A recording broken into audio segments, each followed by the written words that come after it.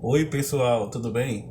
Essa é a aula 3 do mini curso desse fim de semana, intitulado Era Jung racista? Bom, pessoal, nas duas primeiras aulas, nós nos introduzimos ao assunto, né? Ao problema. O problema está sendo colocado, né? Está sendo comentado por meio de passagens da obra do Jung, que me parecem ser especialmente problemáticas. Essas passagens, assim, eu não fui atrás disso, né? Fui eu em casa lendo já há um tempo, né? Acho que há 2 ou 3 anos eu já havia lido algumas dessas passagens, sentado em casa, na minha cadeira de balanço, e por acaso eu encontrei isso e achei isso problemático, né? É, percebo que os junguianos não discutem o assunto, não conversam sobre o assunto, não falam sobre o assunto, tá? Que é um assunto necessário, o que é uma pena porque perde uma oportunidade histórica de fazer uma discussão necessária, tá? Uma discussão que tem que ser feita. E quando falam do assunto, falam de modo a censurar, né? Meio que passam pano, falam, não, não, isso aí não existe, não há racismo em Jung, né? E a questão aqui é a gente colocar o problema e discutir sobre ele, certo? Se há racismo ou não. Eu gostaria que você formasse a sua opinião. Você percebe que o tema é complexo, tá certo? Não é tão fácil. Nada em Jung é fácil. Tudo em Jung é extremamente complexo, né? Eu só vou dar a minha opinião realmente, o que é que eu acho disso tudo, na próxima aula, na aula 4. Por quê? Porque qual é o grande problema que surge, certo? Caso Jung seja racista. Qual é o grande problema que surge? Se esse racismo é um racismo pessoal dele, é um racismo episódico, tá? É apenas a visão de um homem branco, europeu, iluminista, pós-iluminista, eurocêntrico, tal, tal, tal. É assim, se é isso o problema, é o que a gente hoje em dia chama de racismo estrutural. Por quê, gente? Porque o racismo não é uma pessoa, é uma estrutura racista, tá certo? E eu também chamo de racismo estruturante, né? Porque eu admiro muito a sociologia do Pierre Bourdieu, que fala sobre estruturas estruturadas e estruturas estruturantes, né? Na mente. Eu acho que comunica muito com o psiquismo, né? Porque aqui é o lugar onde a gente estrutura a estrutura. E no fundo, a sociologia do Bourdieu é uma sociologia de como o sujeito estrutura a estrutura, tá certo? Como é construído essa relação. Então, o racismo não é uma pessoa, é uma estrutura que está por trás, que tem características culturais bem específicas, né? E que aquela pessoa simplesmente internaliza um hábito e passa a reproduzir aquele hábito, tá certo? Eu adoraria fazer um mini curso aqui sobre psicossociologia, e é isso que eu vou fazer: psicossociologia e psicologia social a partir do conceito de atitude de Jung, né? Isso aí eu vou fazer também, prometo fazer em breve, tá? O problema que surge é se esse racismo é episódico, é uma coisa do Jung, ou se o racismo é estruturante da obra dele, é estruturante da psicologia dele, sendo a psicologia dele uma psicologia racista. Se Jung for racista, tá certo? Porque se o racismo é algo estruturante da psicologia do Jung, como é que fica, por exemplo, um psicólogo negro ser junguiano? Por exemplo, né? Eu sou um psicólogo negro e junguiano, né? Como é que fica a questão de um paciente negro se consultar com um psicólogo junguiano? Se a psicologia do Jung for estruturalmente racista, né? Se, tá, gente? Eu ainda vou dar minha opinião sobre isso na quarta aula, tá certo? Então, como é que ficam essas questões, né? Bom, a gente continua investigando, tá certo? Eu prometi que esse volume aqui, o volume 10/3, Civilização e Introdução, seria o volume mais usado desse mini curso. De fato, nessa aula, aula 3, eu só vou utilizar esse volume, tá certo? Então, eu vou ter que ler a passagem de Jung para vocês, o que torna o minicurso um pouco diferente dos outros, né? Que eu vou ficar lendo e comentando, mas sem emitir, assim, tentando não emitir ao máximo a opinião, É, página 95, aliás, parágrafo 95, tá certo? Então, vamos lá, mais uma passagem de Jung que interessa aqui ao nosso minicurso, tá? O que também me impressionou foi a grande influência do negro, uma influência psicológica. É claro, não devida à miscigenação. Você vê aqui que ele descarta a miscigenação, o que já é um problema, porque a miscigenação pode ser compreendida como uma chave de interpretação das sociedades, né, contemporâneas, né? Tá aí o Gilberto Freire que via a miscigenação como uma aproximação afetiva e sexual da Casa Grande e da Senzala, né? De certo modo romanceado. Daqui a pouco a gente vai conversar um pouco sobre isso, tá bom? O característico modo americano de exteriorizar as próprias emoções, especialmente através da maneira de rir, pode ser melhor estudado das charges cômicas dos suplementos de seus jornais. Ou seja, Jung pegou as charges dos jornais da época e fez um estudo crítico, ele fez uma observação científica em cima disso. O modo de rir inimitável de Roosevelt pode ser encontrado em sua forma original no American Negro. O peculiar modo de andar com as articulações relativamente soltas, gingando e rebolando as ancas, tão frequentemente observado nas americanas, também provém do negro, ou seja, ele sexualiza as americanas. É coisa que o Gilberto Freire também fazia, por conta da influência do negro, influência psicológica, não da miscigenação que Jung descarta, certo? A música americana tirou sua inspiração principal do negro, como aconteceu também com a dança. Bom, é aquilo que eu falei da outra aula. Ele está falando aqui de cultura popular, né? Porque a cultura popular é uma cultura de resistência à cultura dominante. Se o colonizador coloniza por meio de uma cultura dominante, o povo cria uma cultura de resistência que a gente chama de cultura popular. E aqui está expresso numa espécie de sociologia do cotidiano, tá certo? A expressão do sentimento religioso, os revival meetings, os holy holies e outras formas esquisitas foram fortemente influenciados pelo negro. E a famosa ingenuidade americana em sua forma charmosa e em suas formas mais desagradáveis facilmente pode ser comparada à puerilidade do negro, ou seja, o negro como algo pueril. Tá? O temperamento geralmente muito vivaz do americano, que se manifesta não só nos jogos de beisebol, mas principalmente no grande prazer que sentem num bate-papo, exemplo eloquente disso é a tagarelice sem fim dos jornais americanos. Dificilmente pode provir dos antepassados germânicos.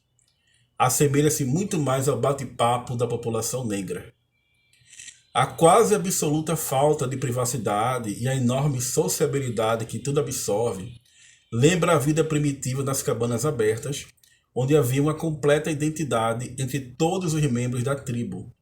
A mim me parece que as portas das casas americanas se mantinham sempre abertas, e não havia cercas em volta dos jardins das cidades e povoados americanos. Tudo parece ser rua, espaço comum a todos. Bom, aqui Jung está dizendo da influência psicológica, né, da influência psíquica que os negros ofereceram aos norte-americanos, né? Ou seja, essa influência é vasta, essa influência é grande, essa influência está na risada, na gargalhada do presidente dos Estados Unidos, nas charges, na forma como o americano se relaciona socialmente, nas danças, nas músicas, nos gestos, no estilo de música, na forma de conversar, na sociabilidade, né, na tagarelice de falar, na extroversão e assim, tudo isso é influência do negro, segundo Jung, né? Mais ou menos como Gilberto Freire fala, que o negro contribuiu muito para a cultura brasileira com o seu dinamismo, né? E também com a sua sexualização, né? Com a chamada a libido, né? A sexualização. Tá? É interessante que eu frequentei muito a casa do professor Ariano Suassuna, né? Autor do Romance da Pera do Reino e do Alta Compadecida, do Santa Porca, né? Da Pena e a Lei, né? O professor Ariano, já no Alta Compadecida, né? ele coloca a figura de um Cristo negro, né? Que é algo muito eloquente, né? A figura de um Cristo negro, né? Que representa muito a miscigenação, a nossa miscigenação. O próprio João Grilo, né? Que vem de toda a tradição ibérica, né? Mas também da comédia dell'arte italiana, também do Pero Malas Artes na cultura ibérica. O próprio João Grilo, como a Ariano Suassuna dizia, era a vitória do terceiro estado sobre a nobreza, né? É, os empregados, né, eles ditavam os ritmos da comédia, né?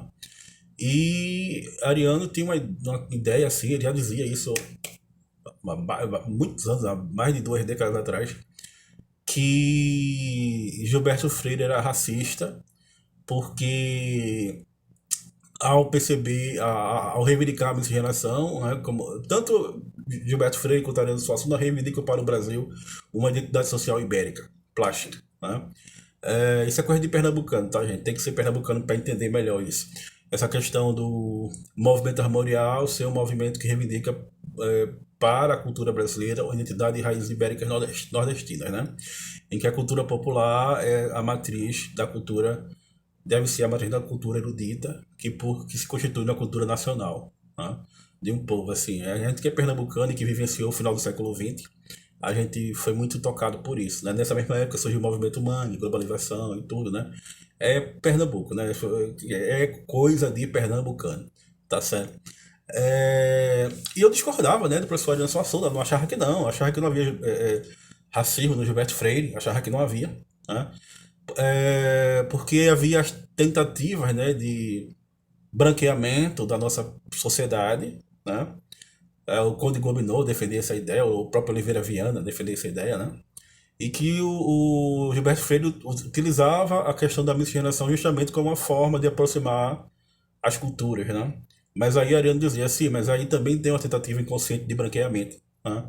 De apagar da formação do Brasil a sua identidade negra. E aí o próprio Ariano, já que no sertão a morte muitas vezes é representada por uma onça, né? A chamada onça caetana, o Jung vai dizer que em várias culturas o mal, aliás, a morte, o mal, é representado por um símbolo devorador, né? A serpente, a cobra, o tubarão, tubarão aqui do Recife, né? Na praia, coisa de pernambucano, né? Tubarão aqui do Recife, né? Já estou pensando localmente, né? Mas pensando de modo mais universal, assim, em várias culturas o Jung vai dizer que o símbolo devorador, certo? É muito representado, representa muito o inconsciente, né?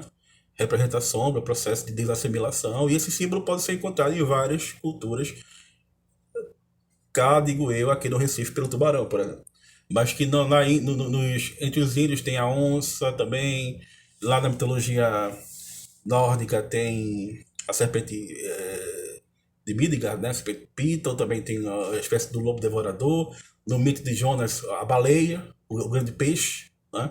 Esse processo de desassimilação.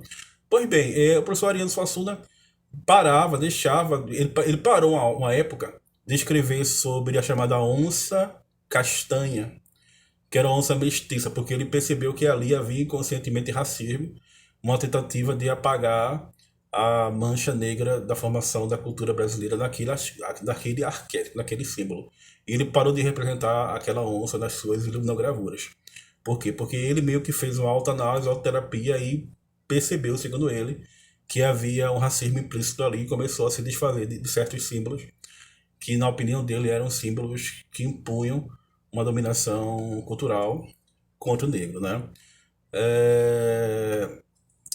A gente pode fazer a análise dos arquétipos e a gente pode fazer esse comentário dos arquétipos, né? Se permitir integrar a imagem do negro à nossa cultura, né? No volume 10/3, parágrafo 950, existe aqui um aspecto da sociologia do cotidiano que eu acho muito importante a gente ler, do Jung, né? Diz Jung: quando voltei da América, fiquei com a desagradável sensação de alguém que não chegou de forma alguma ao essencial. Confesso que fui incapaz de identificá-la. Sabia apenas que existia uma diferença sutil entre o americano e o europeu, igual a que existe entre o australiano e o sul-africano. Pode-se fazer piada ou dizer coisas sábias sobre esta diferença, mas não se chega a matar a charada. Outra impressão ficou martelando em minha cabeça.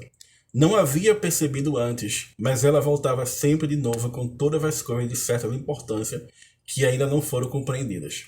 Certa vez fui convidado para a casa de uma família da Nova Inglaterra. Atenção aqui.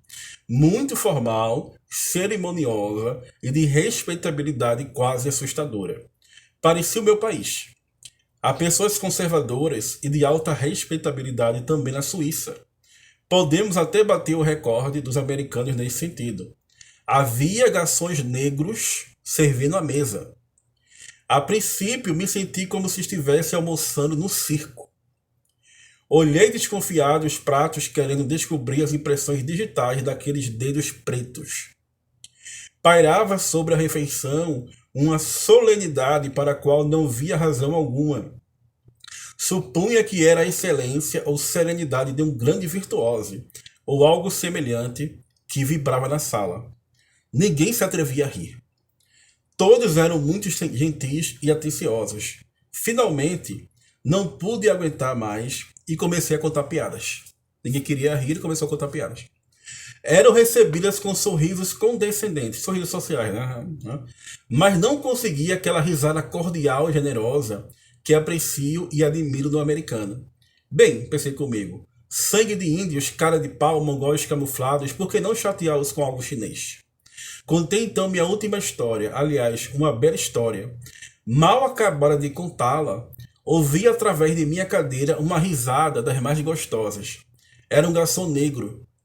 E era a verdadeira risada americana. Aquela maravilhosa, incontrolada e legítima risada, mostrando dentes, língua, palato e tudo. Palato e tudo. Talvez um pouco exagerada, mas certamente com menos idade do que 60 anos. Como adorei aquele irmão africano. Né? Bom, aqui Jung tá mais simpático ao negro, né? Se bem que ele tá no jantar cheio de pessoas conservadoras, brancas, ricas, né? Chatas da sociedade que não ri ou que ri forçado, servindo por negros, meio que desconfiados, se achando num circo, né? Não sei se tem conotação racista o fato de circo ter macacos e no jantar havia garçons negros, né?